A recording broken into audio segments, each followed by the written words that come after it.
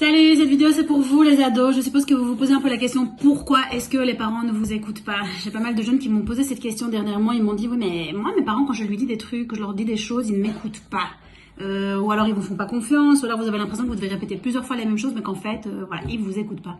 Laissez-moi vous dire les jeunes, une des raisons pour lesquelles les parents ne vous écoutent pas, c'est que parfois ils sont déjà au bout de leur life. C'est-à-dire qu'en fait chaque parent fonctionne un peu comme la batterie de votre téléphone si vous voulez. Donc la batterie de votre téléphone, vous allez utiliser votre téléphone et puis plus vous l'utilisez et plus la batterie elle va se vider.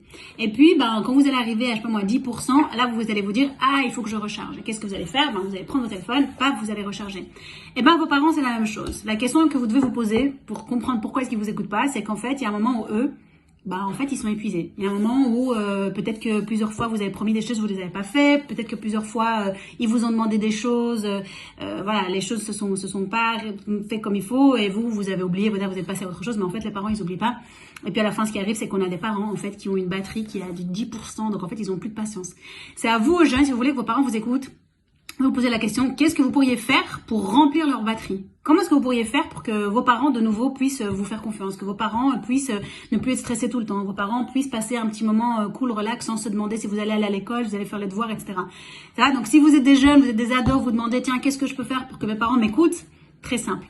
Impliquez-vous dans la vie de famille, ça va, donc montrez un petit peu un intérêt. Vous pouvez aussi demander à vos parents, tiens, comment est-ce que tu vas aujourd'hui? Montrer un petit peu d'empathie. De l'empathie, ça veut dire que on se soucie de ce que l'autre ressent. Surtout, là, c'est des parents, quoi, c'est vos parents. Ça, c'est une première chose. Une deuxième chose, vous pouvez peut-être aider les petits frères, les petites sœurs. Vous pouvez peut-être aider dans la maison. Vous pouvez peut-être essayer de vous impliquer un petit peu dans la vie scolaire sans que vos parents soient derrière vous. Ça peut aussi être, vous vous levez le matin et c'est pas vos parents qui doivent s'occuper de vous.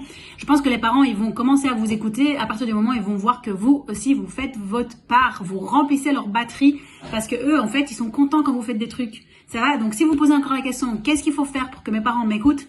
Je viens déjà de vous donner pas mal d'outils. Maintenant, c'est à vous de jouer.